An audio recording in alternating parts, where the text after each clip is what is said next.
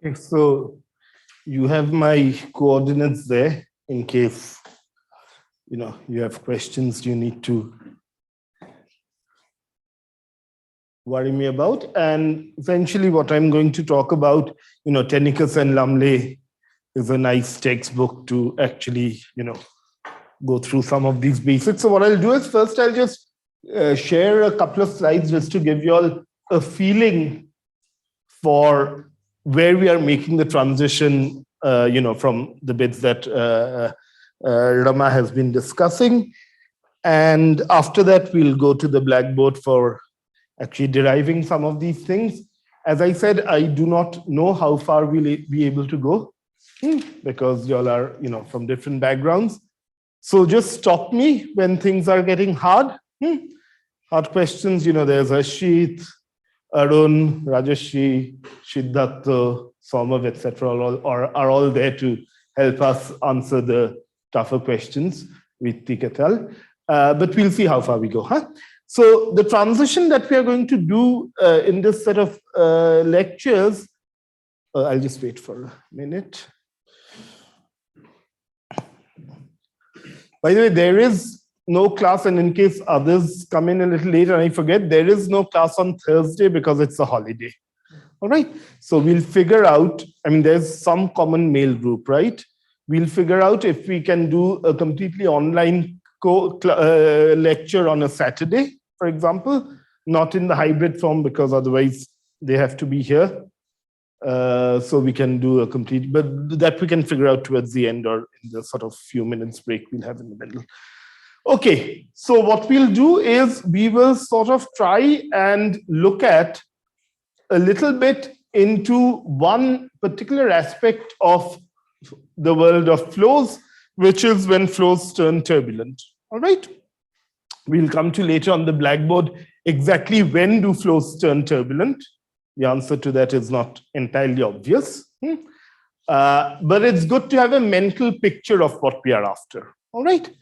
And a good way to think about this, to have this sort of mental picture is, for example, the following, is essentially we are going to deal with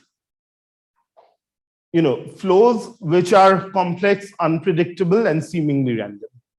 By seemingly random, you will see that it will make sense when we start thinking about averages, when we start thinking about average quantities, how to define average. So the notion of randomness is something that one has to sort of kind of understand a little better. They're of course complex. That's why we are doing this course. And they're unpredictable, but in ways which can be quantified. They're unpredictable in a measurable way. It's not unpredictable in the sense of, oh, it's unpredictable, so what's the point of actually worrying about it? So how they're unpredictable is something that we'll try to understand as we go along. The only thing that in case my cursor works, okay, it doesn't. No, that's fine.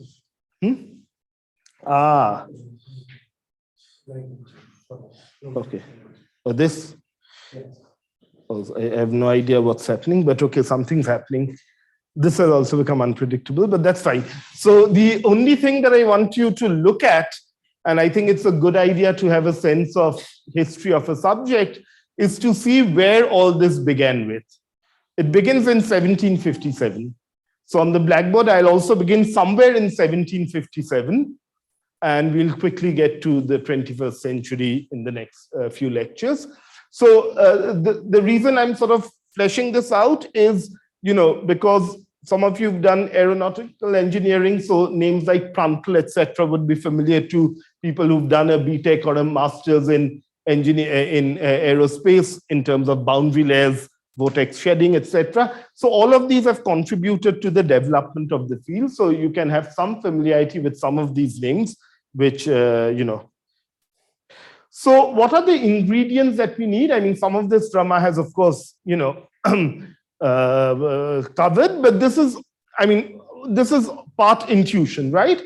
We need to worry about how does a turbulent flow necessarily differentiate between, let's say, SF6, which is sulfur, whatever, fluoro 6, which is a commonly used gas in wind tunnels, to turbulence that you are going to see in a water tank.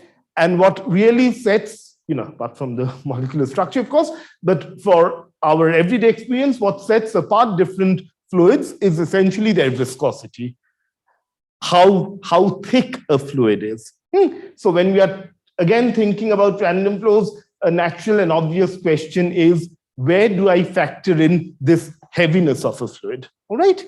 The second thing which often sort of worries us, and this you will see much less of unless towards in the last class we get a chance to see some experimental data, is how are you going to generate a flow?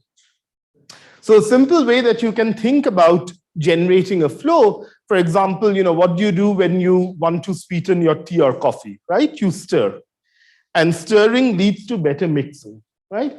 I mean, have any of you tried this, or you can try it later and let me know.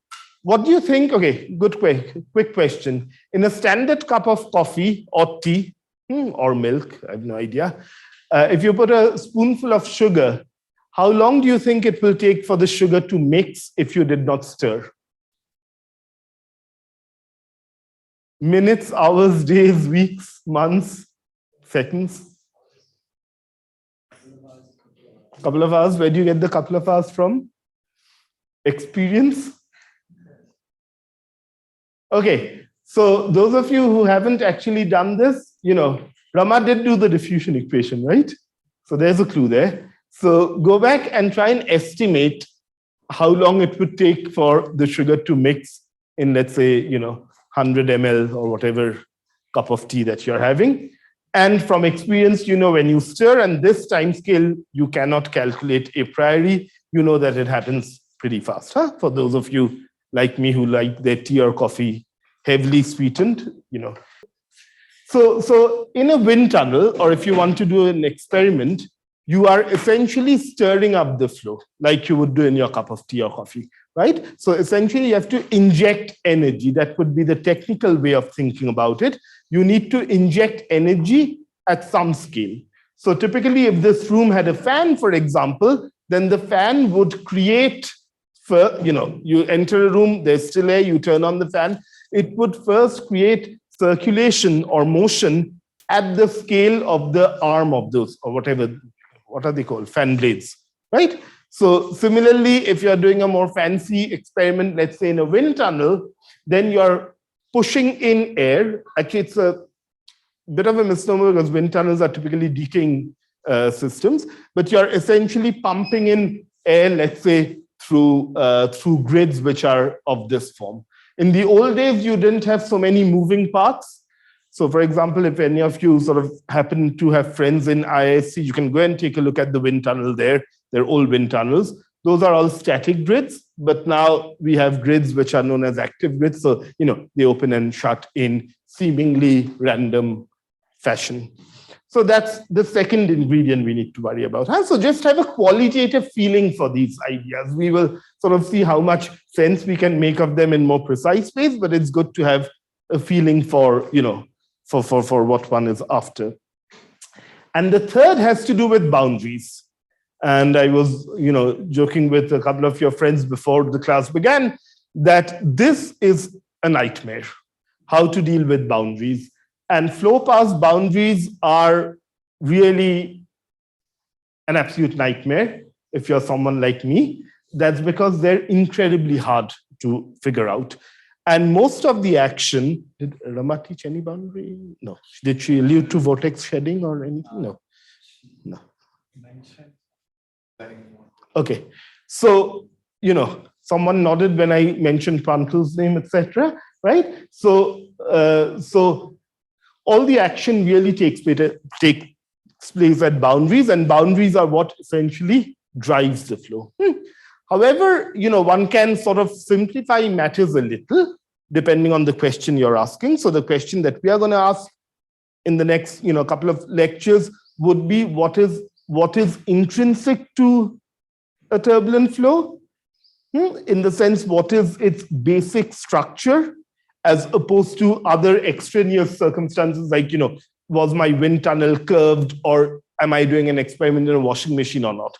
So essentially, if I'm sort of standing in the middle of the room, and okay, let's assume this room is a wind tunnel, or there's a strong flow in this room. If I'm standing in the middle of the room or in a sort of volume, let's say of the size that I'm making with my hands, then presumably the flow in that small volume would be insensitive to the fact that there's a clock sitting on that wall, there's a frame there, and the ceiling is curved in some way. All right. So life becomes in some sense simpler, in many senses simpler, if you're actually going to focus what's happening to this patch of turbulent air, which is insensitive to the boundaries. So in this sort of 3 or 4 lectures, we will not really worry about boundaries. We need to worry about boundaries, but those boundaries will be called periodic boundaries, all right, which sort of makes life a lot simpler. So I think that's, yeah. There's an answer in the chat. Answer? Who asked a question? You asked a question. Oh, yeah. Yeah. Yeah. They try to calculate, and they say they found it to be around 2.8 years. Okay. But we have a couple of hours here. There's a couple of years here. So can you all come up with a one answer? I mean, each of you individual answers. Let's come back in the next class and we'll find out what the, or can these guys share a common email ID? Yeah. Okay, each of you give me the answer. I would like to see what the numbers are. Let's do a distribution. It would be very interesting if the distribution is Gaussian, because that will figure prominently in what I'm going to show right now. Okay. So again, what we are going to discuss is essentially this equation and how we sort of use variants of this equation with the viscous term and everything to actually understand what happens to a fluid which is stirred incredibly strongly. And so the air becomes what we would call turbulent, right? So with that, let's go to more mundane and boring stuff. I just wanted to show you these 3 gentlemen because I think it's important to actually see who the creators are and stuff. Okay, I don't think there was anything much I wanted to show. All right.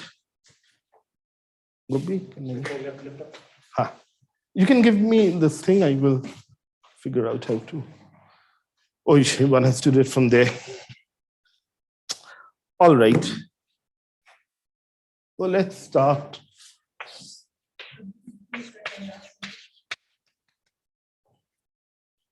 $2.5 years is answer. The examples you showed, they were in higher dimension, I mean 2 or 3 dimensions. Is turbulence possible in 1D also? Is there any meaning such notion? Not in the notion of, okay. So in 1D, the relevant equation, so let me go through the equation, but to give you a quick answer, the relevant equation would be what's known as the Berger's equation. There are regimes where field theoretic calculation shows if you force it in certain ways, that it starts to develop features which are turbulent-like, but I don't think one should call them turbulent. Okay. Actually, the more important question is what is turbulence? So we'll try to see. The short answer, in my opinion, is no. What's the? Yeah, sure. I write it higher so it feels that I'm taller than I am. Is this fine, Robi?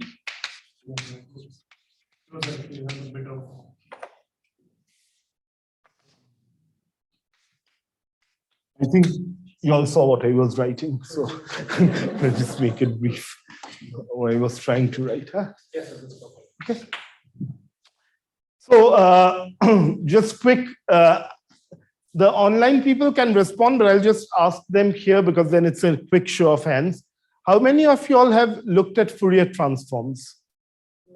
Or how many of you haven't seen Fourier transforms at all? Okay.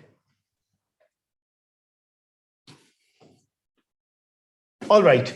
So how do we start to worry about, before asking question on turbulence, and this is not a mystery thriller. So what we are after is what's known as the Navier-Stokes equation. Essentially, what we want to first, the 0th order question that we want to answer is if there is a flow, that flow is typically defined by a velocity field u at some position x and some time t, right? So the question to, most of classical physics, etc., would be, how do I determine u at position x and time t, right? If you know the answer to the question, you have your, the problem is solved, right? Think about, when you're doing in high school projectile motion, right? You're given a bunch of initial conditions and you could predict, where the projectile will fall with what, with what speed, when it will fall, etc. So here again, what we are after is, what is the velocity field u x comma t? Or in the absence of knowing this, can we write down an evolution equation which will help us to, given some initial condition of u at position x and time t, which will help us to predict what the velocity field will be at a later time or at a different position, right? That's what one is after. So how should we go about doing it? I mean, how many of you have seen this? Because then I can happily skip this, but is there anyone in this room who, for example, hasn't sort of seen how to write down these equations? You'll have all seen, right? How to derive these equations, when you can do it cold. Okay.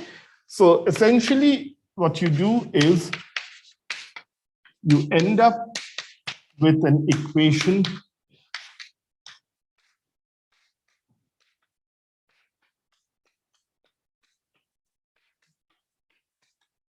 of the following form, right? So this is the equation that you have been familiar with. Now this equation, this is a partial differential equation, which of course is nonlinear. And that's the major problem, is because it's nonlinear, except in very, very, very, very special cases, you do not have exact solutions to these equations, all right? So essentially, the sort of trivial old school question of, given an initial condition, what is u at x comma t? You cannot answer that question analytically in this context, all right?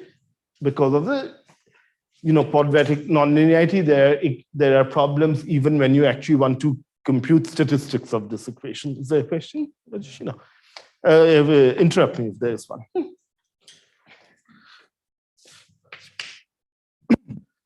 In particular, this equation, I mean, because you'll actually remember how it's derived, so I'm not going through the derivation. In particular, when one derives or writes down this equation, one doesn't put any constraint on whether the flow is laminar or turbulent, right? One actually does it for a little sort of slice of fluid and then uses Newton's laws to balance all the forces. And then, is there something, sorry, I know this is, because it's hybrid, this is not perhaps the right way to go about it, but let me ask this for the people here. Is there something special about this form of viscous damping? So let me just write this down. So nu will be what's known as the kinematic viscosity.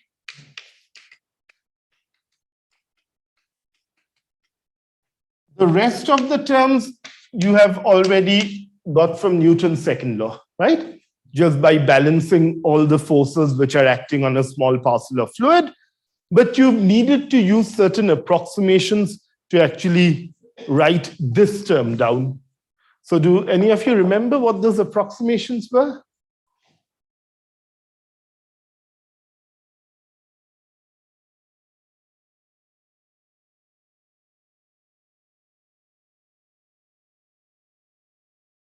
Not really. Newtonian, that's the one that's coming online. Yeah. So this is valid for what's known as Newtonian fluid, which satisfies certain stress strain relations. Again, because you'll know, I'm not going through this, but if there's a common email ID, so maybe I can send some notes on the derivation of this. But this is standard textbook. It's a good idea to actually go through this. So what makes this equation such a nightmare? So let me first describe what this equation is telling us, in a soft phenomenological way. Let's look at this term. this term consists of a Laplacian, right? Which is the second derivative of a field. So if you start to worry about this term, so this is my fluid, let's say, which you can see.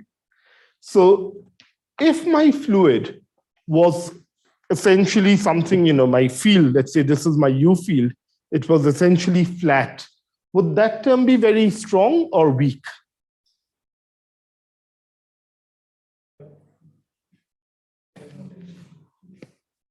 What would derivatives of a function which is not very wiggly look like? Zero, right? So what I'm trying to get at is these terms, what is viscosity essentially doing? Viscosity is like friction, right? But there's a difference when it happens in continuum systems like fluid. When we talk about viscosity, go back to the Newtonian sort of mechanics that you were looking at, friction there typically appeared in the form of alpha u, right?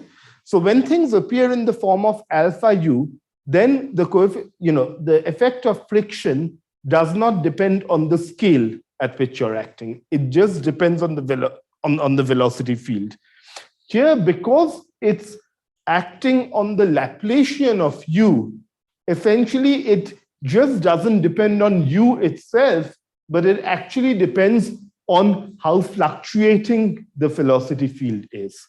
So the way viscosity in continuum systems act, unlike friction in sort of normal solid mechanics that you all have been used to, it's like little blobs of fluid, friction, rubbing against each other, except unlike here, the extent of how much you rub depends on the curvature of these little blobs of fluid. What I'm trying to get at, which is why I asked you all about Fourier space, is what I'm trying to get at is, if you think about it, what this means is that only for higher modes, higher wave numbers, we'll make things more precise, but I'm sort of using soft language so that we are all, together in trying to see what the final goal is. What it tells you is that it's only the higher wave numbers or the small scales in the problem where friction, in this case viscosity, becomes important. Okay. So this already kind of starts to give you a flavor of what is one of the key ingredients in turbulence, in the sense that you need to create enough small scales for viscous effects to be important. So let me give an example. So when we discuss the fan, I'm stirring up the room with the fan blades. Those fan blades are what one would conventionally call a large scale in the problem. All right. So I have a fan blade which is spinning around. So I'm essentially injecting energy at the scale of this fan. Let's call it L. Just so that you have a sense of numbers, what could be the typical size of a fan blade? 60. Less than a meter? How long is a meter? No, this I know. Can you show it with your hands is what I'm after. Okay, fine. It's good to have a sense of, physical numbers in your head. All right.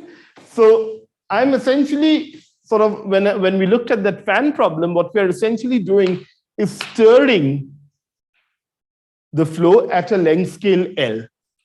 However, when we actually do the maths, you will see that viscosity cannot be important at those length scales because of the Laplacian that it's acting on. If it was pure friction, then it would be important at all scales. So one of the notions that we have in flows is the fact that it produces multiple length scales, and these multiple length scales start to become more and more important as the flow becomes more and more turbulent, which is as the Reynolds number becomes higher. So you would have seen this, for example, it's not really turbulent, but imagine you're opening the tap or take a bottle of water. If you pour water gently, you'd see like a single column of water. and you don't see any other scales in the problem. So the only sort of length scale that you identify in that stream of water is, for example, the distance between the tap and the basin, right?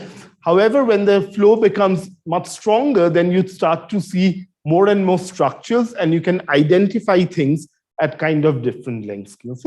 So the first thing, at an intuitive level that I want you all to sort of embed in your mind is the fact that you're going to have multiple length scales which will emerge or should emerge if we do the algebra correctly.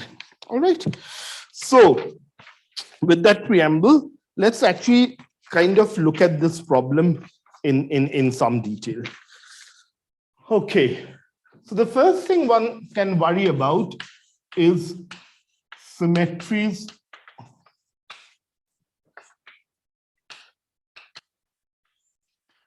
By symmetries, what we mean, and you'll see that some of the results will naturally come out of these ideas of symmetry. By symmetry, we mean what are the scaling or the various transformations that we can apply to this equation, which will leave the solution invariant, right? So there are a whole bunch of them, and you can look at the textbook. So for example, you have time translation. So most of them are easy to actually do on a piece of pen and paper. So, I'm not going to do it necessarily, except maybe one, which we'll need later.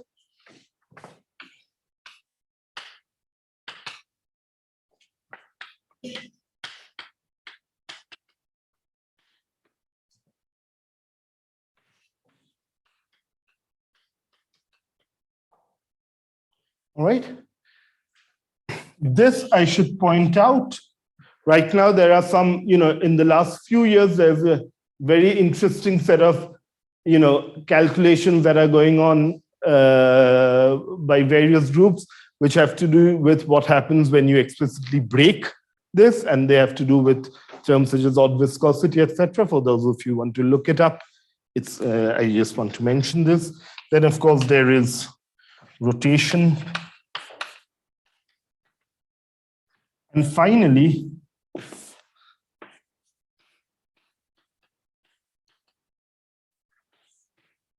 there is the issue of scaling. So what happens when these are my variables, right? What happens when I make the transformation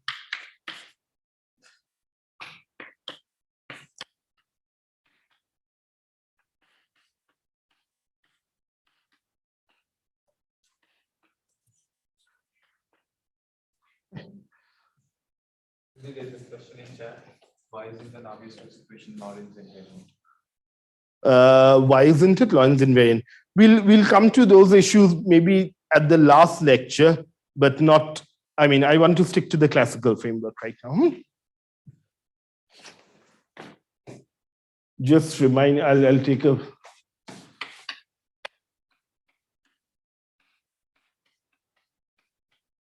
Just so you remember.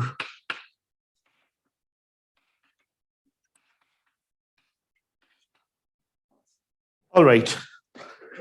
Now, when you actually look at the scaling transformation, and if all of you sort of substitute in the Navier-Stokes, you find something very strange, which is normally in a variety of problems, this sort of transformations can often help you fix what the scaling exponents are, right? But you will find that except in the very special case of the Euler equation, here you do not have a way in which you can fix this, and you fix what the value of h is, and you'll see later why this is going to be important. But for the moment, just sort of keep in mind that these are the symmetries of the Navier-Stokes. So whatever model we sort of use to actually understand what's going on in the Navier-Stokes have to all sort of satisfy the constraints set by the symmetries of the problem. All right. So the other issue which comes up, of course, symmetries, these are closely linked with what's known as conservation laws. And you will see that for the Navier-Stokes, the principal conservation law that you will have to worry about is what's known as the kinetic energy, which is essentially the integral of E half u squared dx. So in the absence of viscosity, what Navier-Stokes conserves is the total kinetic energy because there is no dissipative mechanism left in the problem. It's a good place to just whet your appetite and introduce this notion, which I'll probably be coming back in the next lecture, is the following. How do you calculate energy balance? You normally, for an equation of this sort, you'd normally like to multiply with u, the full equation. So you get ddt of u squared, which is the rate of change of kinetic energy. We will do this more explicitly, but I'm just introducing some notions for us. And then you're going to integrate it over all space. So that's going to be your total kinetic energy, right? When you do that, you will find that, for example, this term vanishes. U dotted with u dot grad u, integrated over all space. You do an integration by parts because of the boundaries, they will vanish. You've assumed that, at infinity, the flow ceases to exist far away. And what you will be left with is only the effect of viscosity. Right? So the total rate of change of kinetic energy will just be equal to some energy dissipation given by viscosity. All right? Let's call that quantity, for example, the dissipation due to viscosity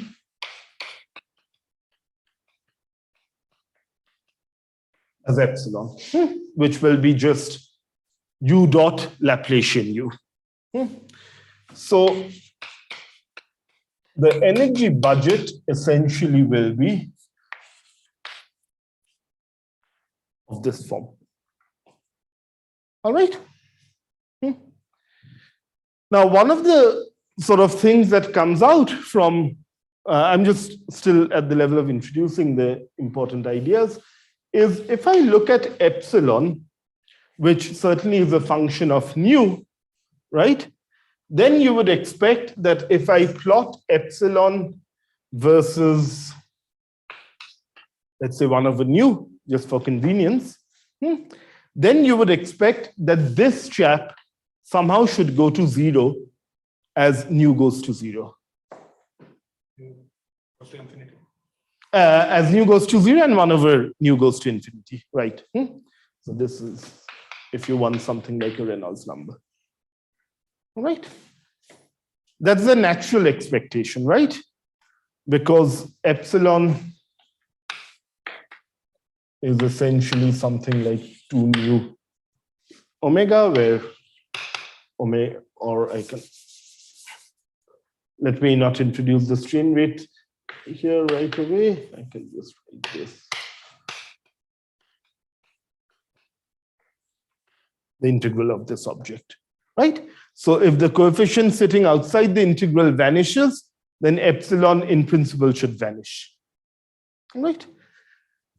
But one of the most outstanding questions in turbulence is that all experimental measurements and simulations suggest that the actual shape of this curve is, the shape doesn't matter, but what matters is that as 1 over nu goes to infinity, this epsilon becomes finite and positive. So how can this happen? So in the course, in the few lectures, this plot is something that we are going to try and understand what's the way this can happen. Okay. So I'll just pause here a second and wait for questions relevant, precisely if you have question precisely what I'm plotting here, just to have a feeling that you're there. So you said scaling is a symmetry. So that the equation remains invariant if I plug in the scaling. but you said that kinematic viscosity component changes with scale, right? No, this is a constant number. What I'm saying is the effect of this will be depending on the scale, because grad squared u essentially, okay.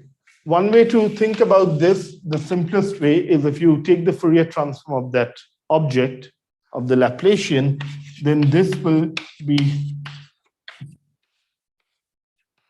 right?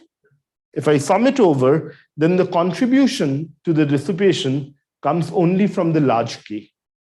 The large wave numbers correspond to things which are happening at smaller and smaller scales.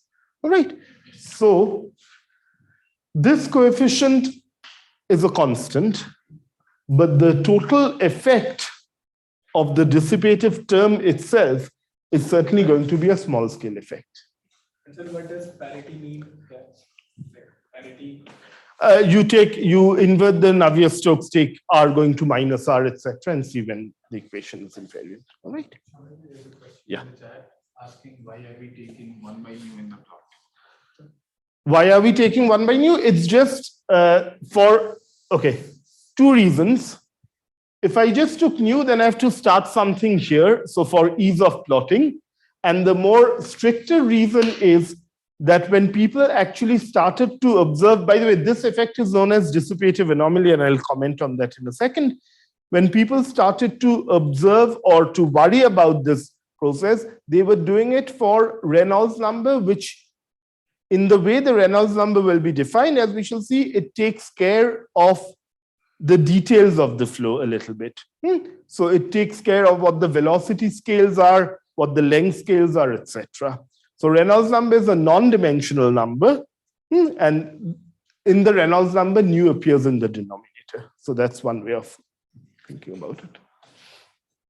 But the main thing is to understand that as viscosity goes to 0, you don't have much hope left, and that epsilon goes to a finite value. Yes. So if you did not have the viscosity term, then that is directly 0. This. Okay. Yes and no, in the following sense. So I wanted to sort of postpone this after I've done the preliminary maths of it, but let me answer your question in a second. It's the following. If you have viscosity explicitly 0, then what you're solving is the Euler equation. All right. In the Euler equation, where there is no damping term, you can think about what are known as strong solutions, which are certainly energy conserving. However, there is a whole class of solutions which are known as weak solutions, which need not conserve energy. So you can have dissipation. Sorry, this is sounding completely weird, but it's fun because it's weird. You can have energy dissipation happening in a fluid which is not necessarily having a finite viscosity. So the idea of dissipative anomaly comes in. What does the dissipation term do? The dissipation term will break certain symmetries in the problem. All right. So you would expect that when the coefficient in a field theoretical sense actually goes to 0, those effects will vanish. But it turns out that isn't the case. So that's why you have dissipative anomaly. So for example, in 1D, you can actually make this statement exactly, which we will do in class. All right. However, the quick answer to your question is, even when you have viscosity equal to 0, which is the Euler equation, you do have classes of solution. You could have classes of solution where the solution is dissipative. So energy actually goes down without having an explicit viscous term. Right. It is one, to understand this is, an associated question is one of the sort of outstanding remaining millennium questions in mathematics, is how do you get these weird solutions which are dissipative without actually having a dissipative mechanism. Okay. Very good. So what we'll try to do now in a more systematic way is try to understand some of the issues, or what are the tools we need to address some of these issues. Okay.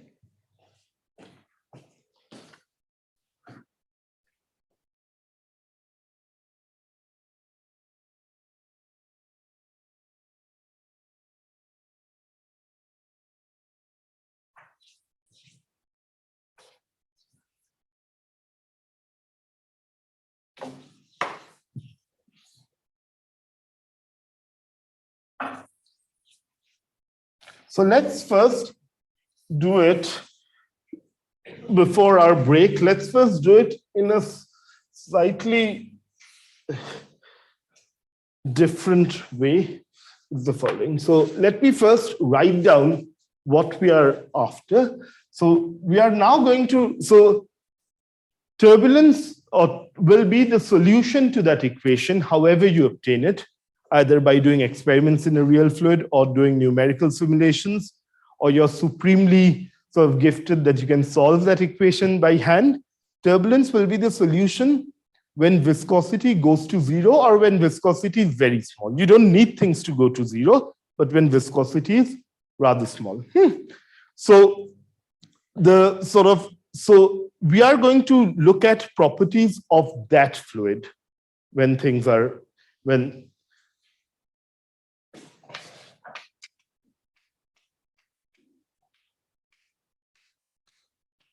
right? So for the same experiments, the same water tank, one way you can do it, and you have the same motor, let's say, to generate the flow moving. One way you can do it is to replace water with air. You've reduced your viscosity, and you can get things which are turbulent. So we'll try to understand what it means to be turbulent. So what it means to be turbulent, there is no strict definition. So what we do not have, unlike critical phenomena, what we do not have is a critical value of the viscosity or of the Reynolds number. So the Reynolds number, I can't avoid, but the Reynolds number is a non-dimensional number, which is some velocity and some length scale L divided by nu, right? Those of you who've done engineering, of course, know this very well. So turbulence is going to be the solution when this Reynolds number becomes very, very large or viscosity becomes very, very small. There is something that one has to understand is the following. We looked at those symmetries, etc., right? So some of those symmetries you can naturally break. Carmen Street, etc. was shown, right? Or flow past something. Okay. Okay. So for example, Rama sort of discussed flow past a cylinder, right? Now, flow past a cylinder or any obstacle will certainly break depending on where you place the obstacle, either the up, down, or the left, right symmetry, right? Because it has introduced a symmetry breaking. When Reynolds number starts to become very large, then a little away from that obstacle, all of these symmetries are again restored in a statistical sense. All right. So essentially, when we are sort of talking about a turbulent air in the middle here, statistically, they have all the symmetries. In particular, statistically, the flow will be both isotropic, which means it really doesn't matter in which direction I'm looking. It could matter in one realization, and this is the point that the only point that you'll need to remember. But on average, it really doesn't matter in which direction I'm looking. It also doesn't matter within this box, and suppose I was an ant, so this box is large enough for the ant. If I take a few steps and start measuring things, it really wouldn't matter.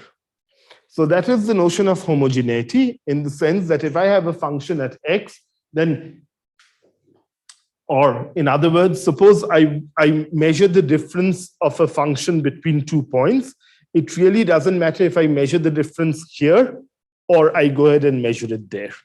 It doesn't matter in a statistical sense. All right. Again, this is what you'll have to, from the beginning, I've been trying to drive home, that all of this makes sense in the sense of averages. All right. So again, it doesn't matter if I take the difference like this, as long as I keep the separation the same and I rotate it around, I should get the same result. All right. So what I'm really going to be focusing on is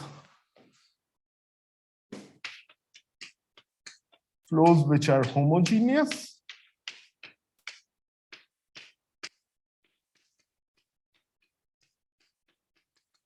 anisotropic. This is the case where mathematicians and physicists make most progress. Some of it can be useless if you're trying to fly a plane, but you can get the basics of the system right here. And so, and the properties that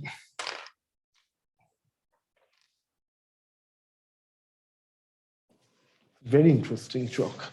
The whole pen cap has morphed into.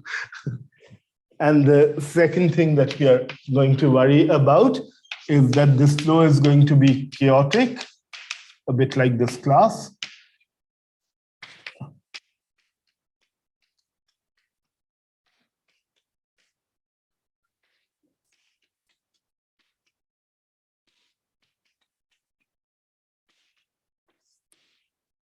Okay, very good.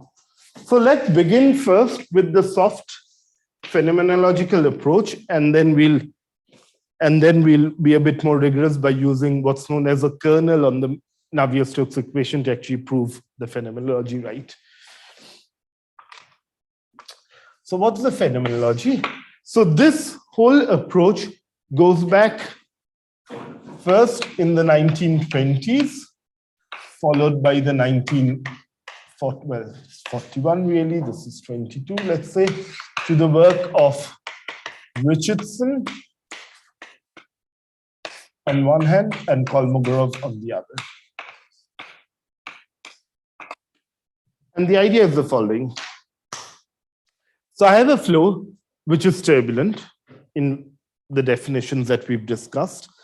So at very large scales, I have injected energy. At very small scales, I have dissipation of energy. All right, so far so good. So schematically, let's say my flow has created these two large eddies because of the fan moving around. They are at some length scale L.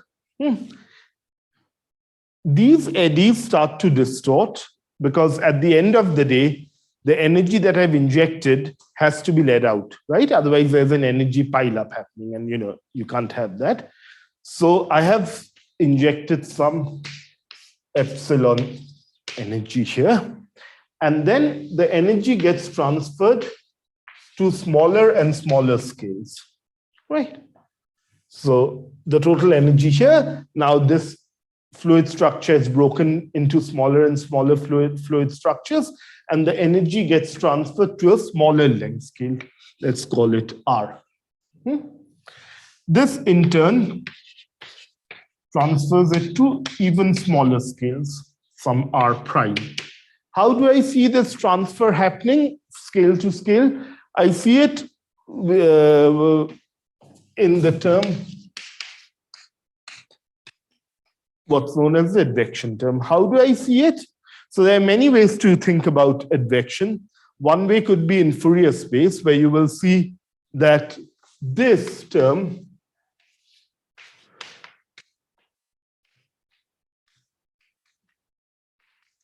don't worry right now if you don't see it, because this part we will do later again. But all that the nonlinearity does, it's like passing the parcel. It takes energy from one scale and transmits it to another scale. Now, there's a little bit more subtlety about writing that term the way I have to actually explain this cascade, but let's assume that that is exactly what's going on. So these bigger structures start breaking up into smaller structures. I mean, this is a mental picture. And so you have this whole transfer of energy from one big structure to smaller structure to smaller structure to smaller structure till you hit, so this is what's known as the Richardson Cascade picture in the field, till you hit some length scales where viscosity can start to be important. Right? As you discovered, as we discussed, viscosity is a term which can only be important at small scales. So at this scale, the energy is lost.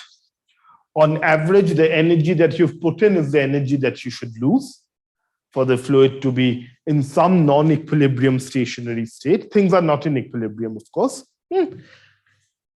And there is this whole intermediate range of scale where all that's going on is the energy cascading or a flux of energy all the way through till it reaches small enough scales to get dissipated. All right.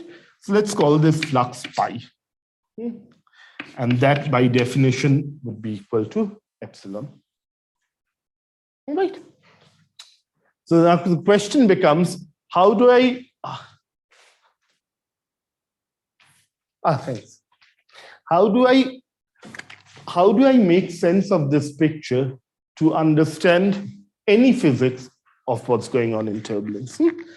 So keeping this picture in mind, what people started asking was the following. First thing we know is that it's useless for me. Well, not useless. I mean, it's very useful if you're doing more important problems, but it's kind of difficult to discuss the physics which is happening at this large scale of energy injection. The reason is that things will not be universal. I need to sort of, put in the details of the system, whether it's a wind tunnel, whether it's a washing machine, whether it's a soccer ball. For example, how do you you can actually generate turbulence in soccer balls as well, right? For example, there's this beautiful experiment that happens in Göttingen, which is a giant football. Roughly, it's about, the size I'm making with my hands. And all of you have seen footballs, right? I mean, there's these hexagonal patterns on footballs. So what they've done is they've put in 32 speakers on 32 hexagons on the football, and they play Metallica. So and I'm not kidding, and when you play heavy rock, the speaker goes boom, boom, boom. As a result, the air sort of, starts moving around like mad. And really at the center of this football, you get turbulence, which is both homogeneous and isotropic. That's one way to do it. Another way to actually generate turbulence would be, let's say, in a washing machine. And some of the most beautiful experiments in the 2000s were done on washing machines, the so-called French washing machine experiments, where you actually look at, because all you need is a small section in the middle where you want homogeneity and isotropy. And that's where you can prove your theorems and your physical insights. So I'm not going to touch what's happening at that large scale, right? Because then I have to worry about whether it's, Metallica or whoever the other heavy metal bands are, or I have to worry about whether I'm using some power generated grid or not. Similarly, it would be hard or awkward to think about universality at scales less than eta. That's because at those scales, again, the precise nature of the fluid becomes important. It's slightly easier because I can still deal in terms of viscosity, which is already there in my equation. You have to remember what is in the equation and what is imposed, right? The Navier-Stokes equation does allow a viscous term, so that is still easier to deal with. The Navier-Stokes equation plus boundary conditions can deal with, whether you're in a wind tunnel or a washing machine. So the boundary conditions I'm getting rid of for the moment. So and for the foreseeable future, I'm just looking at the Navier-Stokes equation, which has a viscous term, but I'm going to, for the moment, ignore what's happening below eta. And the claim is that the physics which is happening at scales, which I'm calling R, R double prime, etc., I'll just call them R for convenience. So the physics which is happening at these scales, at scale R, and these scales are, if you go through textbooks, these scales are known as the inertial range. The physics here, I'm going to claim is universal. Okay. But when I say I'm going to, in a sense, I'm sort of, going through stuff that people have done by I don't mean I in the singular sort of pronoun sense. All right. Okay. So let's try and understand, let's say, the universal physics at these scales. All right. Is the problem clear? So let's do first small steps without the maths, and then we'll try to the maths. But even in the small step, probably one of the questions someone asked about viscosity, zero, etc., might show up with some luck.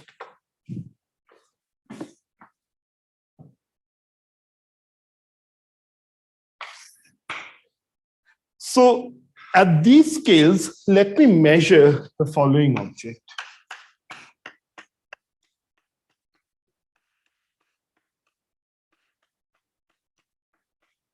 Very soon I'll lose track of vectors, etc. So don't worry, or even averages for that matter. All right. So I'm going to measure, let's say, this guy. So what am I doing? What I'm doing is I'm taking the fluid velocity here, and I'm taking the fluid velocity here. The 2 points are separated by distance r, where r satisfies the fact that it's much greater than eta and much less than capital L. And I'm going to ask, what is this object going to depend on? Okay. I'm just going to use arguments for the moment.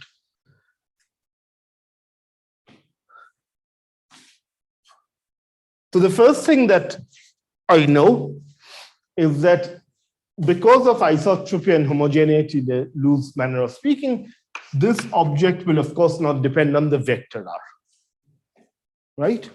I mean, there's a more precise formulation, which is you take the difference of these two and you take its projection on the line of sight between the 2 points. Okay, but let's keep things simple. I'm going to say that this will, let's call this some S of R vector. I'm going to argue that this is going to be the same as S of R without the vector sign. It actually looks trivial, but this is a slightly mathematically, slightly more deeper statement. You will see when we do this proofs more formally, if we have time. Okay. So what can this depend on? Let's have answers.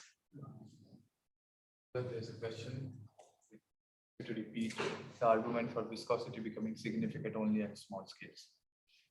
Okay. So the viscous term is the following. All right? That is online, right? Yeah. Okay. So one way to,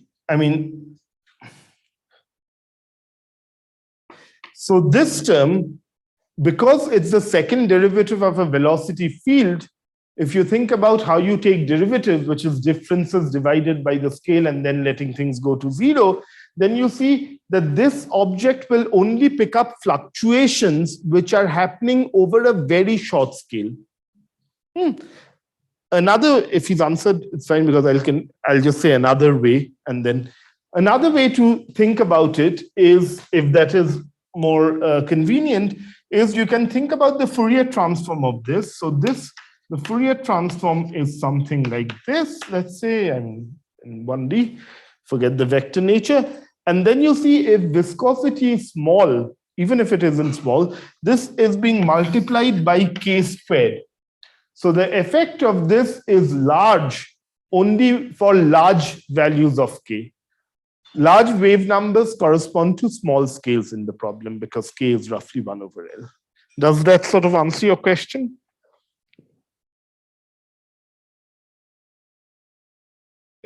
Okay, otherwise just stop me.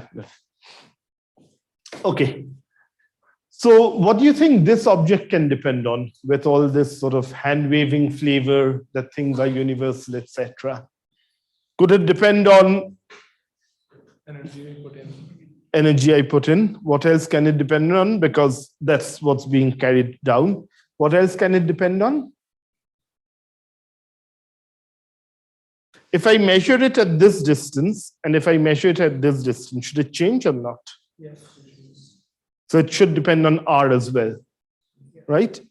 Anything else would be extraneous to the problem, right? Viscosity with this sort of, at least at leading order. No. Okay. So this object, let's call this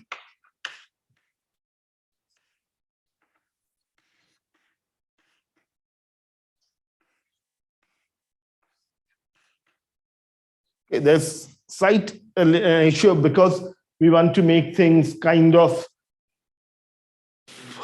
in terms of rates. This is essentially has dimensions of the dissipation rate or the energy injection rate. All right. So this is something like dE dt. So with that definition, can you sort of see if you can calculate what alpha and beta are? Just dimensionally. We know the dimensions of left-hand side, right? Velocity.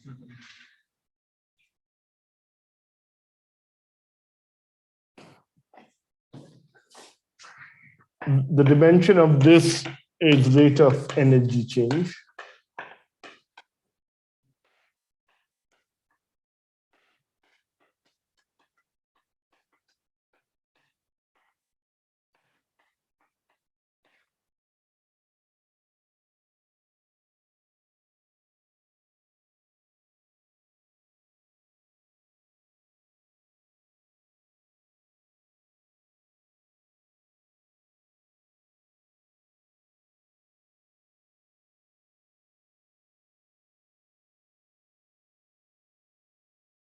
The rate of energy change by unit Time.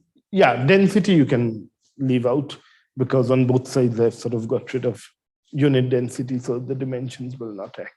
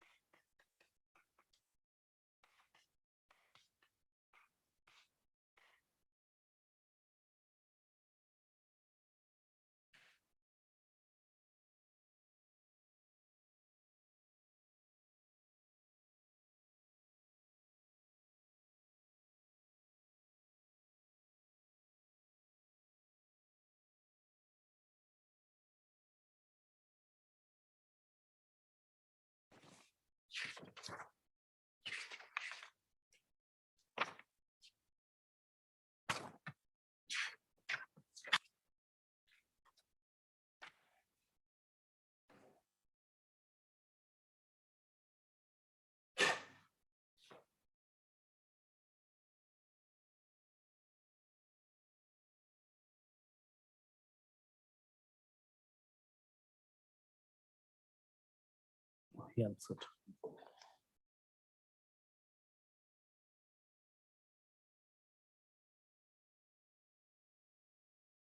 Is there supposed to be an exam after this? And you guys have to correct, yeah. Always said the junior moves. There is a notion of cascade of work.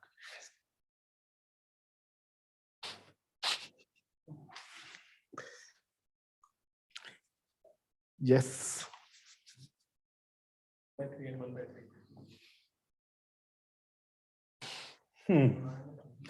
With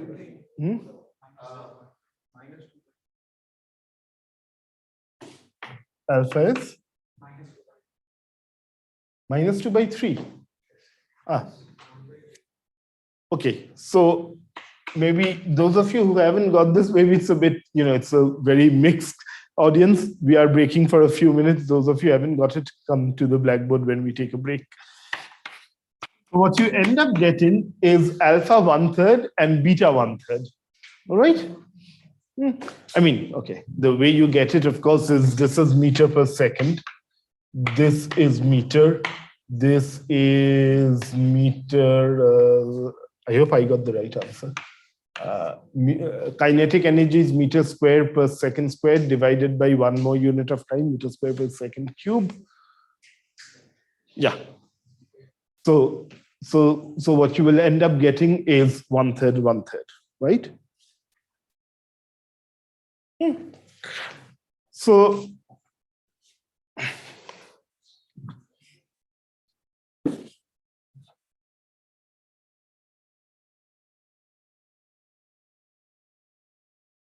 So essentially what you have, so if this is 1/3, is everyone with me? Minus would have some other problems, huh? Someone is asking about the mass term in the epsilon. The mass term already, when I wrote the Navier-Stokes, I've taken density out to be 1, etc. You can put in the mass term, but that one, then you have to, so.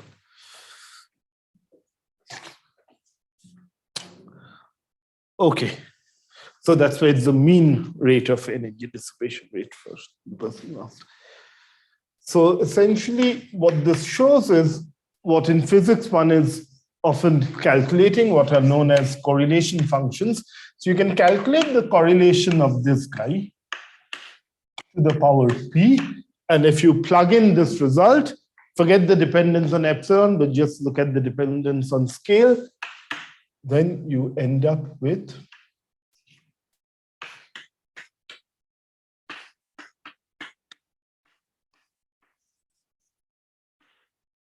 a scaling exponent.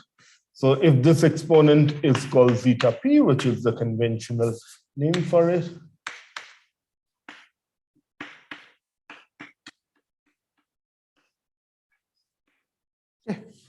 by the way, you can go back and check when you were looking at the scalings of the Navier-Stokes equation. Remember there was an h, the scaling group. You can go back and check what happens when you have 1/3. It's the same idea, right? It's the same scaling exponent, okay? So what this suggests is if I actually, in a wind tunnel or in my computer simulations, go ahead and measure delta, the velocity difference, as a function of r, I would probably get something. I mean, we actually know what this is, but I don't want to contaminate you all too much.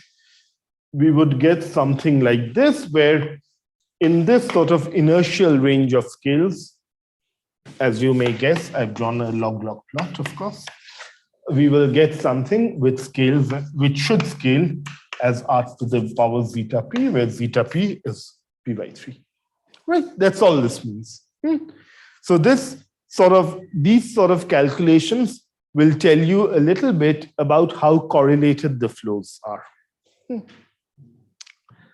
Now there's a trivial consequence to this, which is relevant for measurements in wind tunnel. How do you measure things in a wind tunnel?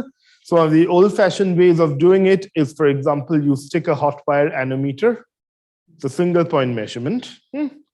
You get the velocity signal, which is sort of noisy because these are out of equilibrium systems. You take the Fourier transform and you get the power spectrum. All right. And how do you get the hot wire anemometer measurements? Sort of you calibrate it depending on how fast the wind inside the wind tunnel is going, the cooling rate of that hot wire. So one of the things that people measure, you could think about it like a power spectrum, for example, is what's known as the energy spectrum, which is the amount of kinetic energy stored in different Fourier modes, right? And this guy shows a scaling of -5/3, which is absolutely related. So this is, loosely speaking, mod UK squared, which is related to the second order exponent. So p equal to 2. Both are second order quantities. They're related by a Fourier transform, one to other. It's a good exercise again to do, since there's a written test, is how do you calculate EK as k minus 5/3 from the fact that S2 is r to the power 2/3. All right. Everyone with me? And so you can show that this gives k minus 5/3. All right.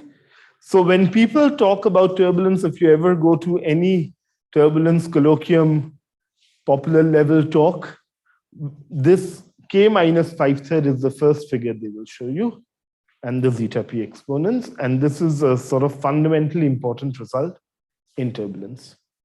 The fact that that exponent is p/3, that if you measure the energy spectrum, again, qualitatively, it means the distribution of kinetic energy across Fourier modes. So that means across scales. So that's square of energy. I mean, that's energy. It's the same as taking the P equal to 2 in my definition there. So the two are related by Fourier transform. So zeta 2 being 2/3 forces the energy spectrum to have a k minus 5/3 scaling. Right? It is really the one of the most fundamental results in turbulence, right? If not the most fundamental result. And the beauty of this result, the fact that P by 3, the fact that zeta P is equal to P by 3, the real beauty of this is that it's not correct. All right, when you actually do measurements. So let's take a 5-minute break and then we come back and see when this goes wrong. I'll stay.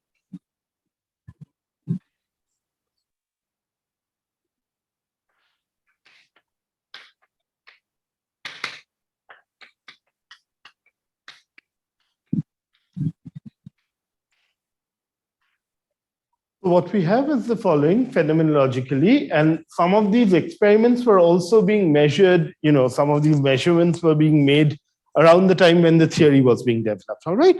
So second order quantities are easier to measure than higher order quantities. So what from data and what we knew was that you had these two quote unquote laws, the 2/3 law, the fact that the second order structure function scales as r to the power 2/3. Later I can show you all some data and from experiments, and the 5/3 law, which these two are sort of, tied to each other. If you have one, necessarily you have the other. And the Kolmogorov sort of theory, so these were all sort of brilliant papers in 1941, that the equal time scaling exponent is P by 3. Things are linear. So it turns out that when you do actual measurements, this is not entirely true. So if I sort of have a good lab facility or a good computer where I can solve the Navier-Stokes equation numerically, then if I measure zeta P versus P, so Kolmogorov, this sort of picture tells me that I'll have a straight line with a slope P by 3, right? Actual measurements would give, so this is 0, 1.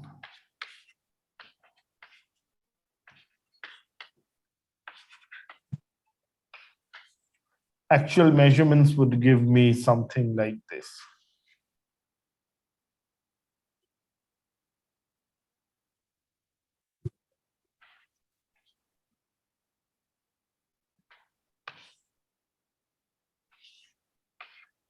So if I draw a line connecting my data, so the circles are data, the best form of data drawn by hand, of course. So these are actual data, and the data shows this sort of marked departure from the linear scaling of that you come to, this sort of theory that you guys did just before the break. I mean, never mind 2/3 and minus 2/3, but something of that sort. All right. So there are two things I want you to observe. One is, and because this will come in handy in the next class, one is that this curve has this sort of convex shape, right? It's nonlinear convex, point 1.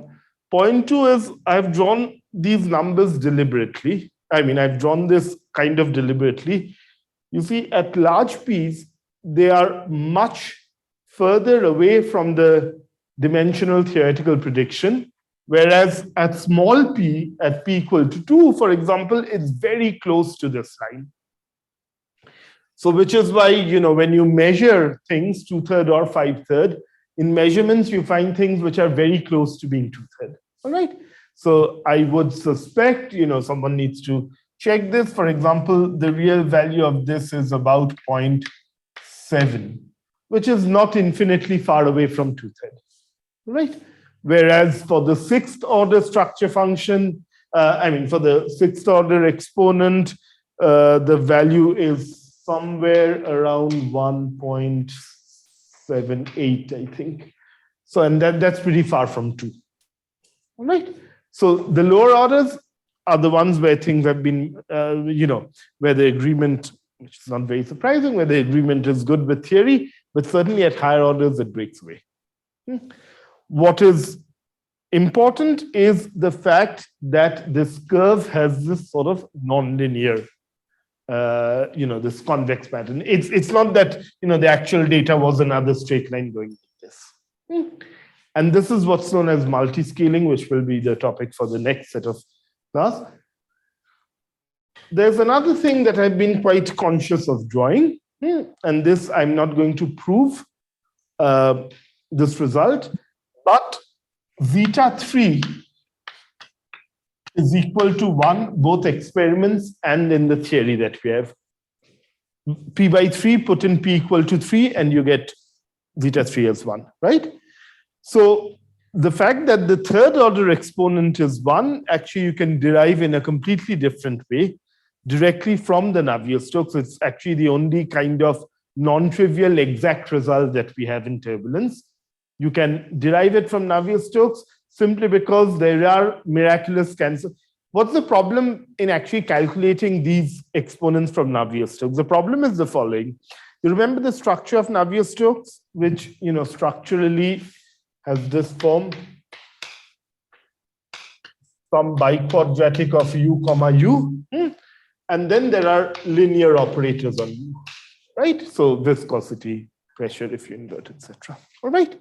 So if I want to calculate any moment from this equation, let's say I want to calculate second order moment, so I will be multiplying this with a u, right? So because I want the evolution equation for del t, for u squared.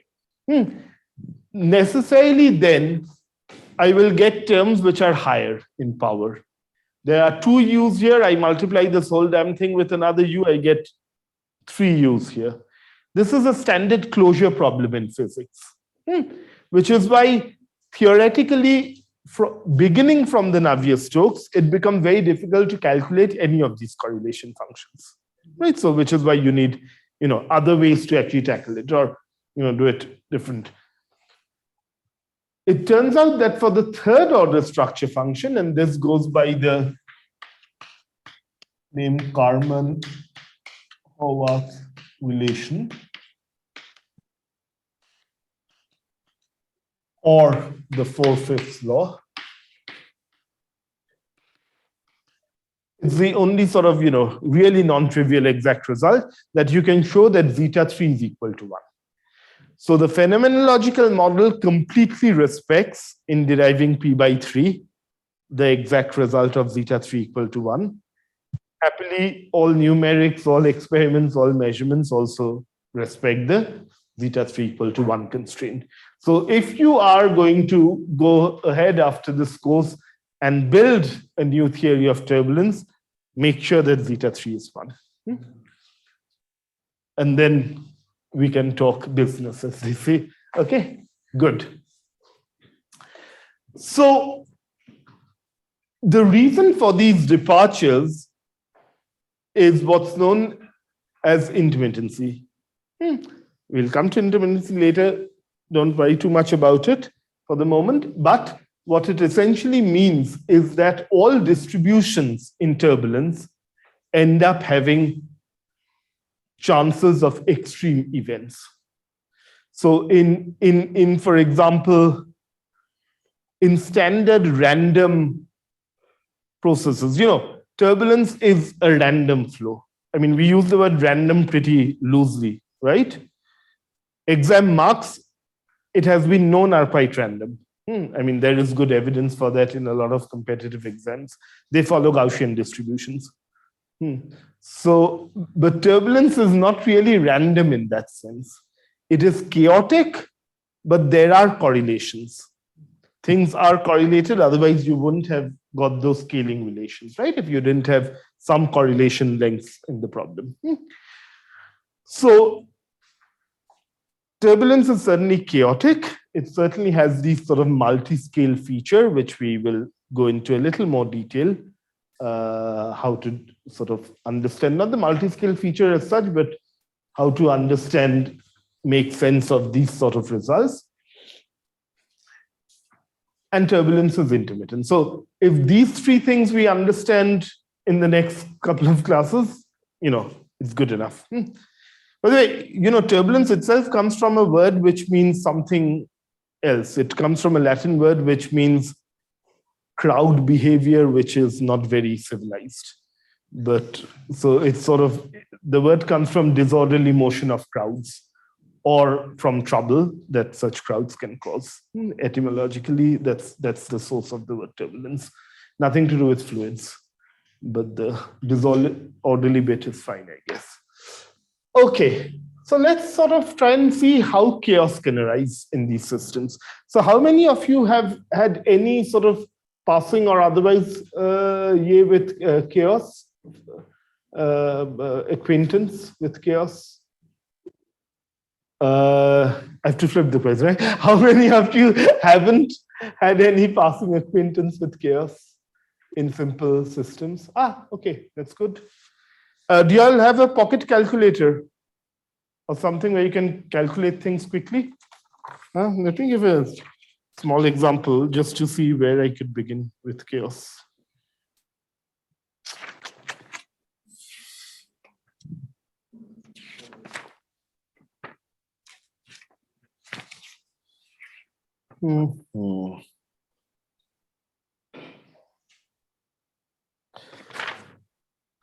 Those of you who have a pocket calculator or something,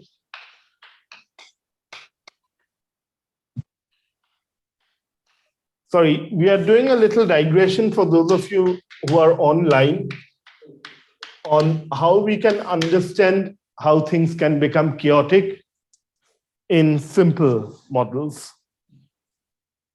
What do you, even if you don't do it, what do you think will happen to this? So, and you understand the notation.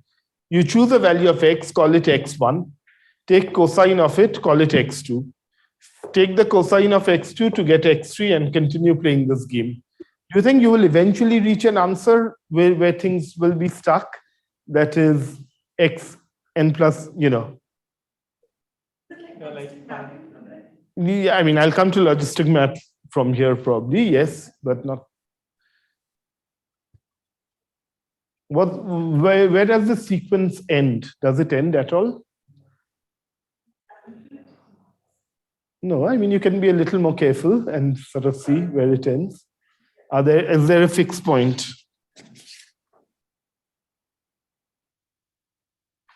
Is there an iteration stage when xn plus 1 equal to xn? Right? That's a reasonable. What is cosine of 0? And what is cosine of 1? Not 0, right? So then it's still continuing, right? So you've understood the game, right? Play it. So give me the answer if it's an odd even function. Cos is an odd function, an even function.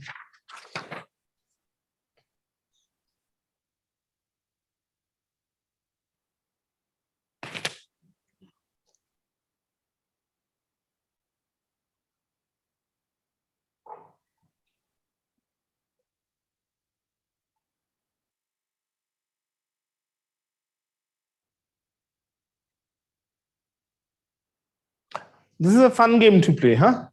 You don't need to do it now, especially those of you who don't have a calculator, but do it. Not because I'll ask for the answer, but do it because it's fun and it doesn't, you can do it while, watching a movie or something and just sort of, let this iteration continue and then. Do you guys know the answer? Ritik, you know the answer. Okay, so play this game. It's a fun game, and let's sort of look at some other examples which are easier. You ran on the MATLAB? Exactly. 0.7 something. No, I don't remember. But the interesting is how it spirals to that answer. It's a fixed point, all right. But if I change the initial condition I don't know what initial condition you chose. I mean, as you were suggesting, you can choose 0 or whatever. You change the initial condition. Does it take a very different number of iterations to converge to the fixed point? That's a game worth looking at. For example, if by chance you had chosen your initial condition as 0.7, whatever, you would have converged to a fixed point in one shot. Now, if you chose your initial condition something else at random, then how long does it take to converge to a fixed point? So the answer, by the way, is 0.7 something. So cos of 0.7 something is the same 0.7 something. You can do this graphically. The simplest way is to plot cosine of x, graphically take the intersection and see where the two agree. That's probably what you did, right? Yeah. Okay, great. So what I'm going to show you now in the remaining sort of 20 odd minutes that we have is that even for simple systems, chaos can arise. And then in the next lecture, we go back to Navier-Stokes. Because you haven't seen it, and because I have a nice example of what's known as a chaotic water wheel to continue with the experimental sort of spirit of this course, we will do something like that. So first thing, so that's the digression. So the first thing is the following map. So this, as someone was saying, is the logistic equation, right? It's a very famous equation. I mean, these have been used for population dynamics, for various sort of problems. So the question is, are there fixed points to this problem? In the same sense, we had fixed points in the xn plus 1 cos xn picture. And if so, what are the fixed points? By the way, I should say that A is strictly this, and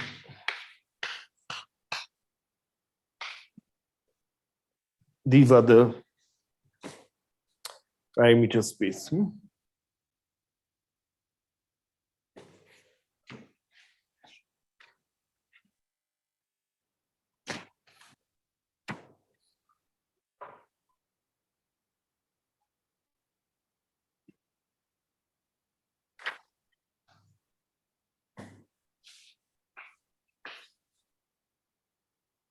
Are there fixed points for this?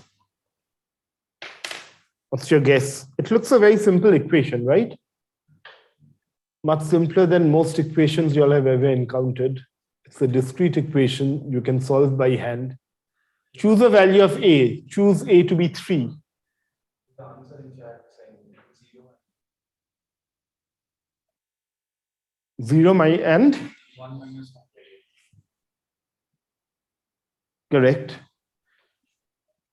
And I'll ask you the question, whoever is the sort of chatter from ether, and is there going to be a one fixed point for every A, or is that within some constraint on A?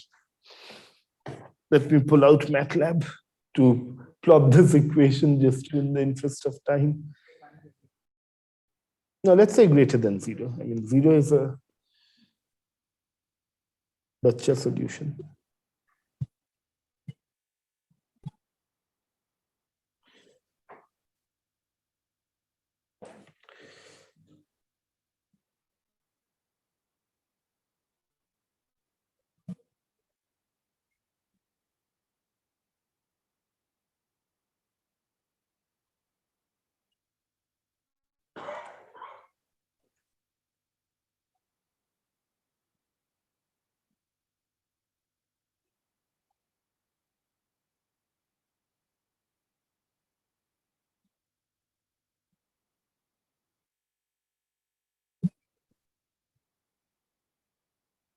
Could there be a periodic solution? How would you think about a periodic solution?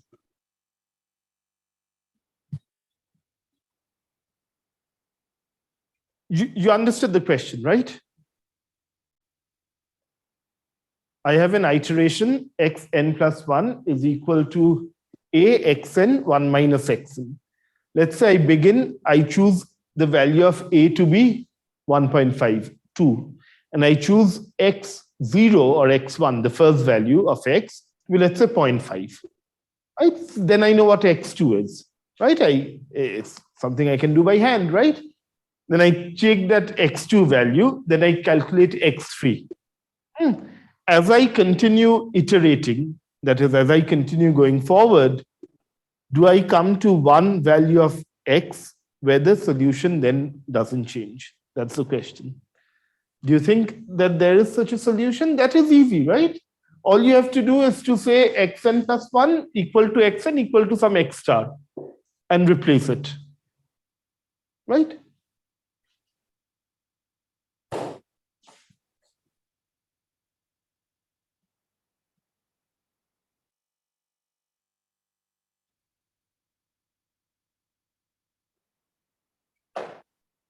The next question, of course, is that fixed point stable or not? That means if you slightly go away from the fixed point, then do you return to it or do you run away? For example, I think one of you mentioned 0, right? Someone mentioned 0. Yes. Is 0 a stable fixed point or an unstable one? What do you think? Are you sure? Yeah. Okay, I move away from 0. I give you 0.05. Will you quickly come back to 0 or will you go a little further away? That's all it means, right? I mean, these are terms which we get too scared of. All that it means is, you are playing carom, right? You just nudge it a little. You go away from the fixed point that you thought of or not. There is a sharp mathematical way to actually come up with what a stable and an unstable fixed point is, but yeah.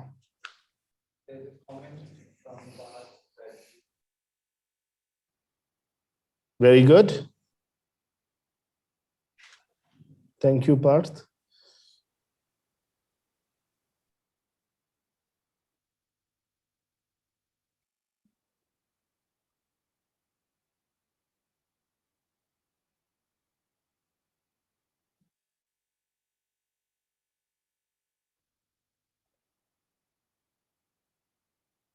Equals to 0.2 for e equals to 3.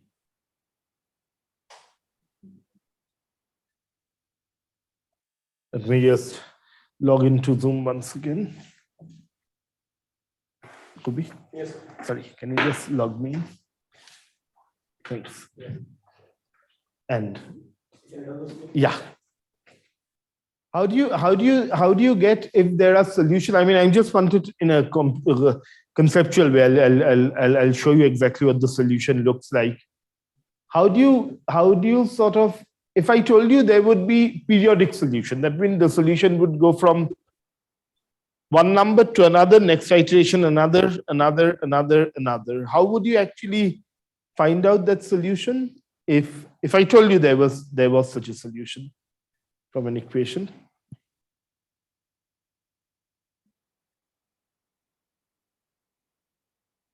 How would you go about doing it?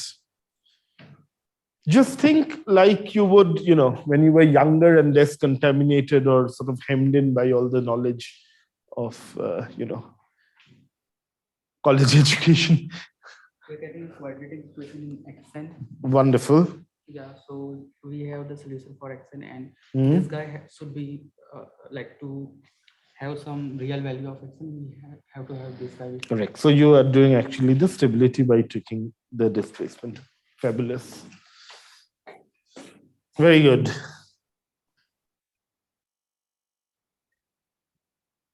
How would you get a double periodic if you wanted to?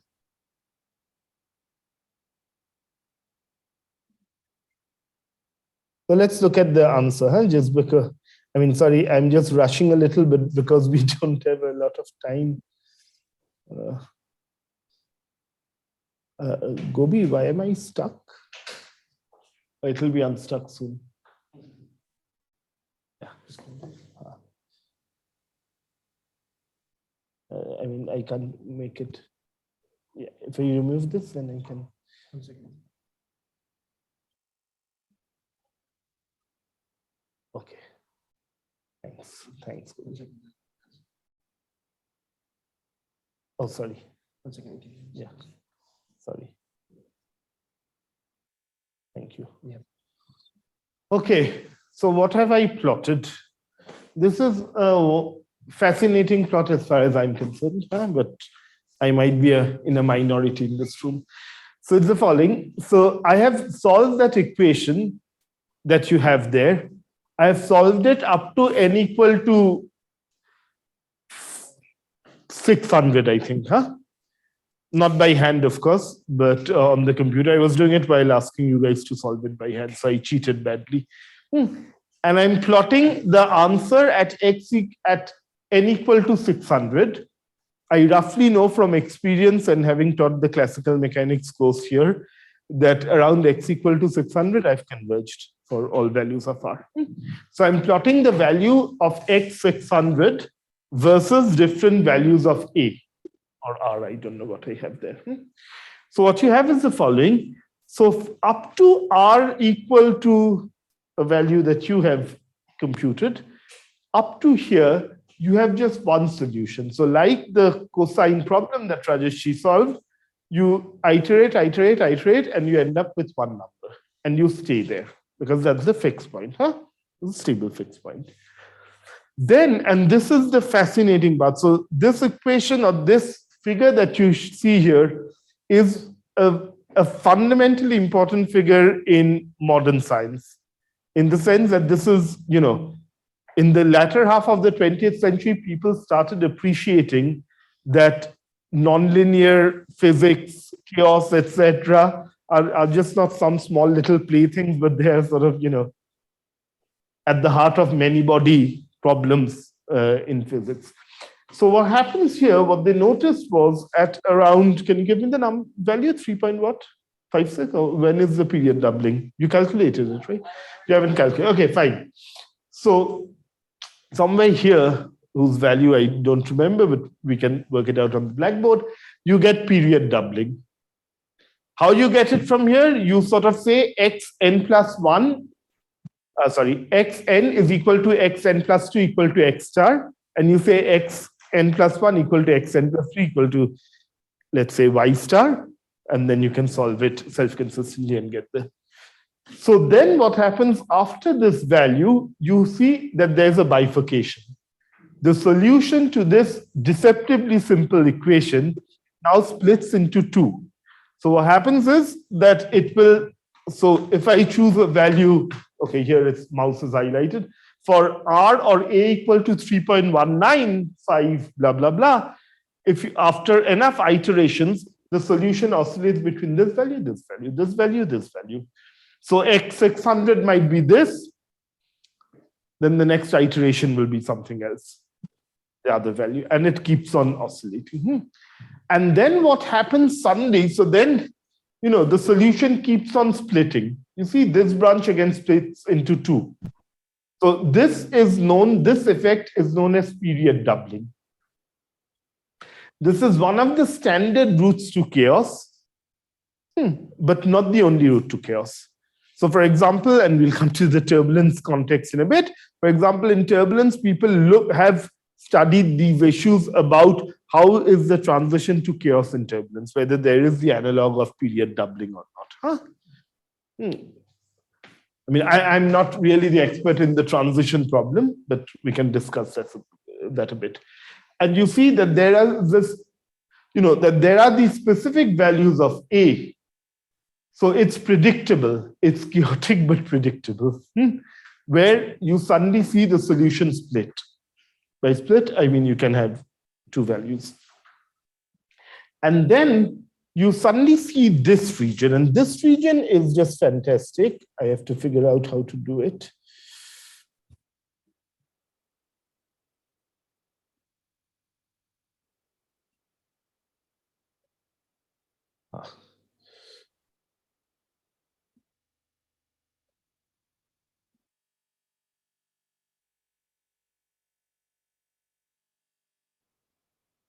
So, new version of MATLAB drives me nuts. So let me zoom in here. Can't. I'll send you guys this figure to play with, where you can sort of, those of you who have access to computer, you can play around with. Rajeshi, are you better at this than I am? why can't I zoom in anymore? Yeah, I could. Not bad. Okay, so if you actually, or if Ritik succeeds, but otherwise you have to take it from me, if your values of A are somewhere here, then what you get is a random, or what you would call a chaotic sequence of numbers. So these sort of period doublings have suddenly disappeared. And what you end up, maybe I can do the following. No, it's on my laptop.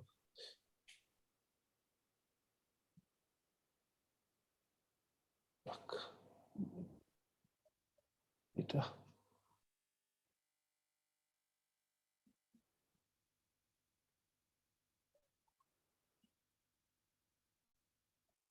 Just give me a sec.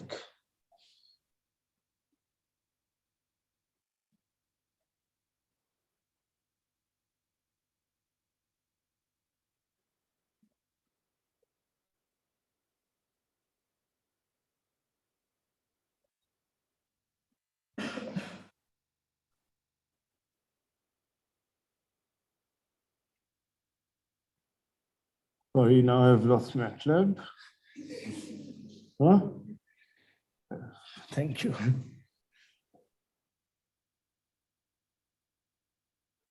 Okay, I'll just try to.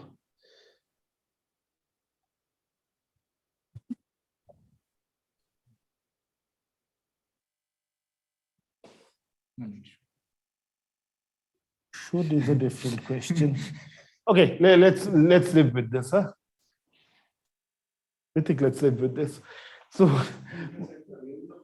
yeah, I was trying to do that and then I failed because I think it's just.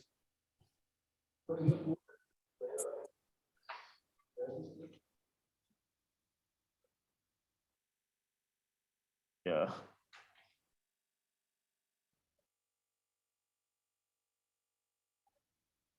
Okay, well, it's not, I think you guys can understand what I'm trying to say. So when you actually have these special values or range of these values, 3.52.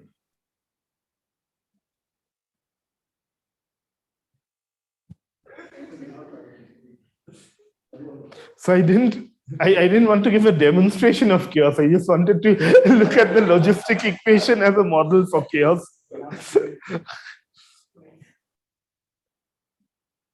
Why is it open? No, it's hung. Okay, thank you. Okay, it does something. Okay, so I've plotted, okay, let's go back to where we were. I'm plotting solutions from x300 to x600 in this plot for different values of A. So when I had, so you remember up to A something, there was one unique value. When I then say, let's say A 3.51, what happened was, so there are 300 data points for a given A.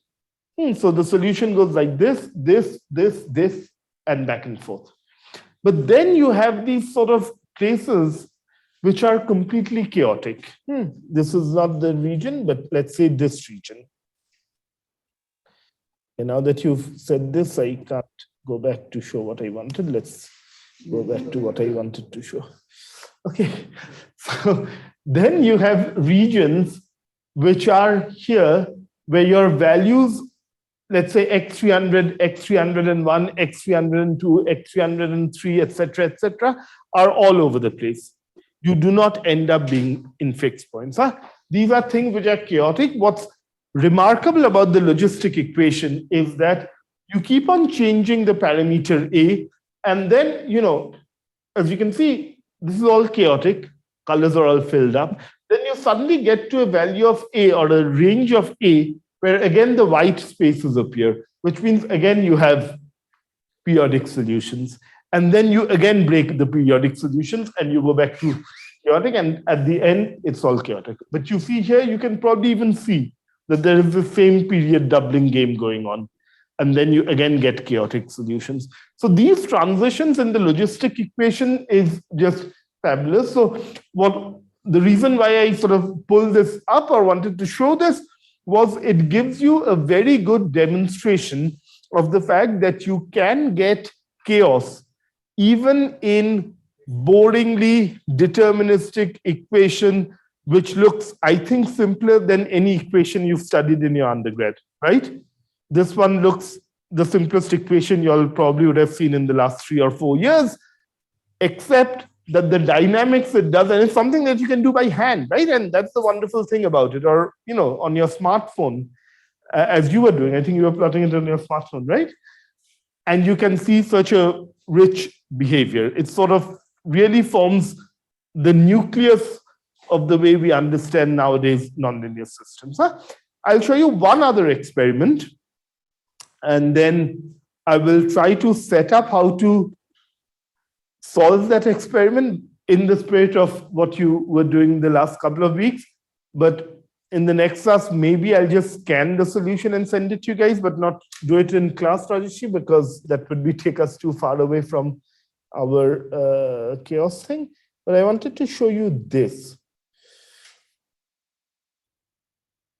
So this is another experiment. It's a beautifully done experiment because I didn't do it. And what it shows you is the following. I'll tell you what it shows. So what you have is a Ferris wheel. So you know what a Ferris wheel is? Nagoddola in Bengali. Yeah? So you have a giant wheel which has all these buckets and the spokes. I'll just tell you what it is before I show you. There's a water inlet at the top. All right. I don't know if any of you've seen a chaotic water wheel. This is what it is. The water inlet is at the top. Initially, the wheel is static with one of the buckets underneath this water nozzle. As the water starts to fill up, then the wheel starts to move. Now, some of these buckets have tiny holes. So there is a water leakage happening. The reason why the solution to this problem is beautiful, because it gives you, at the zeroth level, dominant term level, it gives you exactly the Lorentz equation. And so you can then look at the archetypical example of chaos, etc. But I'll show you what's going on in the Ferris wheel. It's really fun. Can all of you watch it? So that's the spoke. You have buckets. You might even be able to see that that they have different ones have different holes. That's the part which is interesting. And you can solve it by pen and paper, on pen and paper.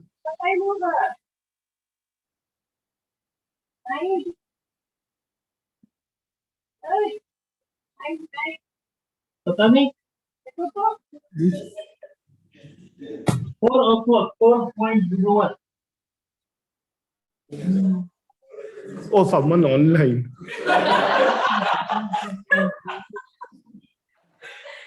Okay, now let's watch this wheel.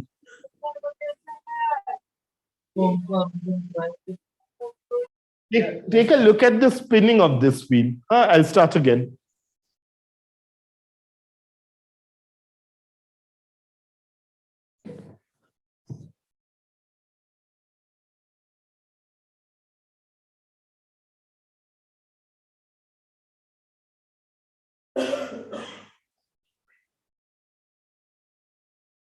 Just focus on how the wheel is spinning and the direction. That's the important thing.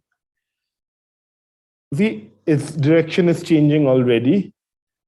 Now it's speeding up, slowing down, speeding up.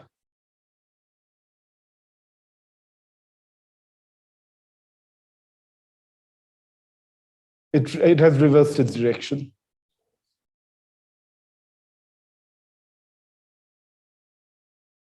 You want to set up this experiment, Rajeshi, here? It's the simplest experiment. You just need some buckets. What can possibly go wrong?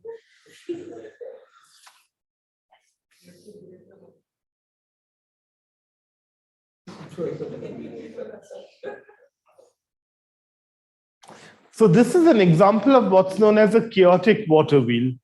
It's sort of, this is a water wheel, but its motion is completely chaotic to the extent that you cannot predict when it will speed up. You cannot even predict clockwise or anti-clockwise. How many of you have seen a solution to this problem? Or, no, okay, or this problem, full stop. Then the solution unlikely you would have seen, right? Okay.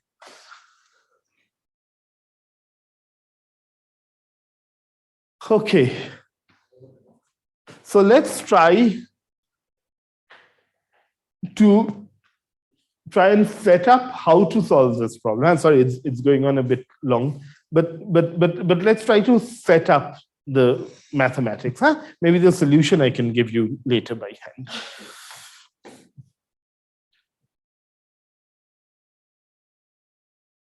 Well, at the end of the video, they were giving the solution, wasn't it? Then I could have used this. Okay. So how do I get it? I can just do this, right? So we can leave the screen, huh?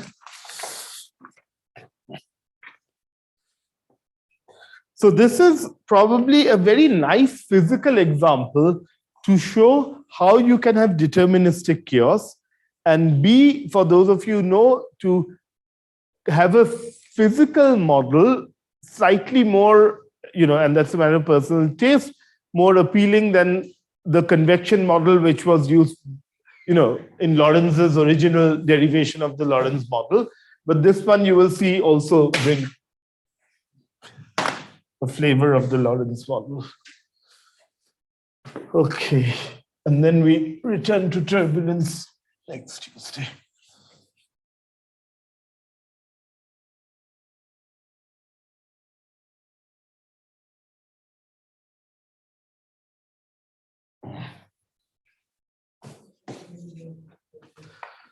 All right. So what did we see? We saw a wheel, which is a circle. We saw injection of water at some rate Q. Let us now just think about, let's first do the Q. Now we'll have to put in the damping and etc. Okay. By rate, I mean, and let's say at any instant, the wheel is turning in this direction. We want to write down equations for theta dot, for example. So this is theta equal to 0.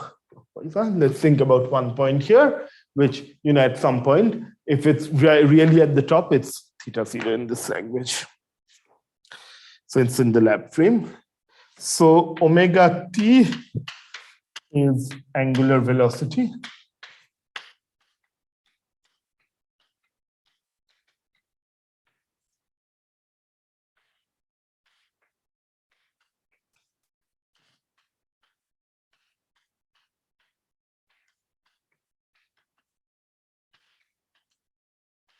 We will work with a continuous set of buckets. So what that means is I'm going to define a continuous variable of mass m theta t. In the experiment you saw, it would have been discretized at only certain specific angles. Let's say I don't remember how many buckets were there, 30 degree or whatever. But we have to do things on the blackboard. So let's think about a continuous variable m theta. I will define the total mass in some angle segment, theta 1 to theta 2, some segment like this. Yes. All right.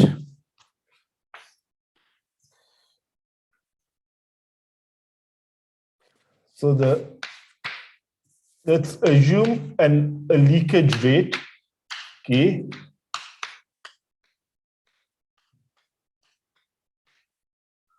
an injection of water. By the way, this Q in principle can be a function of theta, right? Because your upper bucket is also spilling water into the lower bucket. So, but K, you can have a constant leakage rate all through just to make life easier. So in principle, this can be Q, some Q of theta, because even the ones at the bottom or away from the nozzle get some leakage. Then I have the radius of the wheel R. Then I have the moment of inertia of the wheel I. And finally, I will have some damping rate. Finally, I will have some rotational damping rate because, I use cheap material and they weren't as, frictionless, etc. So as the wheel rotates, there is going to be some level of damping. It's not going to be frictionless. We'll see whether that nu plays any role or not, if I really had to take a finite damping rate or not in the end of this exercise. Okay, and now we just do good old Newton's laws. How do you want to set up? What's a good way to think about these problems? One good way to think about this problem, or these sort of problems, because at the end of the day, you can guess we'll end up with some integral differential equation, right? So one good way to start thinking about this problem is to think in terms of conservation. Because you already got a hint when I set up this m of t that I'm probably going to conserve something in some angle and balance it with the amount that is going out on each side. Okay, so let me think about some arc.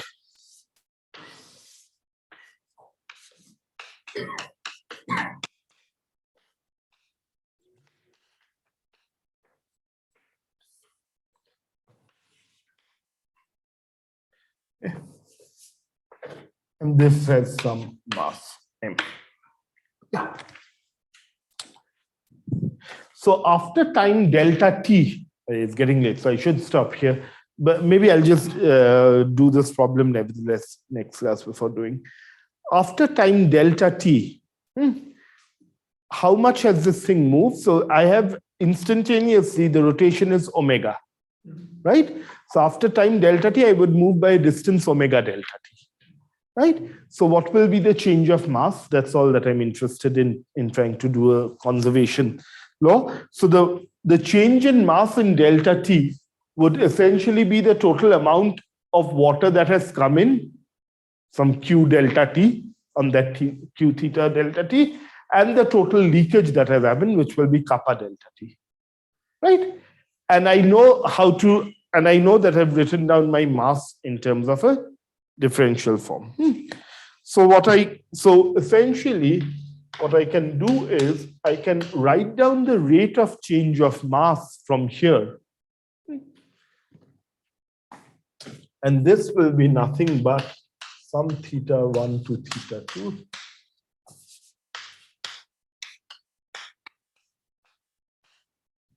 Okay. Right? Because that's going to be the change in mass, because in time delta t, I will move by omega delta t. All right. So,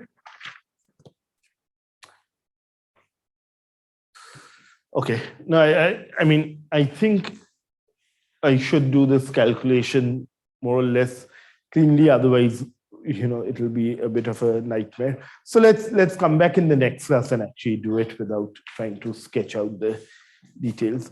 But what it will give essentially is a set of differential equations which at the 0th order, not the full solution. The full solution will be, as far as I know, I think it's unsolvable.